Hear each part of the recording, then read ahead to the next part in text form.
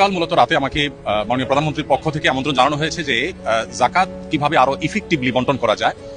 বাংলাদেশে জাকাত কালেকশনের যে অপার সম্ভাবনা আছে সেই সম্ভাবনাটাকে ব্যবহার করে দারিদ্র্য বিমোচনে জাকাতকে প্রত্যক্ষভাবে কিভাবে এঙ্গেজ করা যায় এবং আরো সফলভাবে জাকাত ব্যবস্থাপনা করা যায় সে বিষয়ে পরামর্শ এবং মতবিনিময়ের জন্য তিনি আমাকে ডেকেছেন এবং একাডেমিক মিটিংয়ের জন্য আহ্বান করেছেন। এর অর্থে স্কিল ডেভেলপ করে বা স্বাবলম্বী করে স্থায়ী দারিদ্র্য বিমোচনের পথে নিয়ে যাওয়ার ক্ষেত্রে আমাদের আসন্না ফাউন্ডেশনের কিছু অভিজ্ঞতার জায়গা আছে। সেই জায়গা থেকে আমরা কিছু পরামর্শ কিছু মত আমরা দেওয়ার চেষ্টা করছি মাননীয় প্রধানমন্ত্রীকে, এবং সেই মতগুলো তিনি শুনে তিনি খুবই খুশি হলেন এবং তিনি আমাদেরকে মাননীয় মন্ত্রী ধর্মমন্ত্রী মহোদয়কে এবং অন্যদেরকে সংশ্লিষ্টকে নির্দেশ দিয়েছেন। একটা কমিটি প্রস্তাবনা করেছেন, তিনি সেখানে আমাকেও থাকার জন্য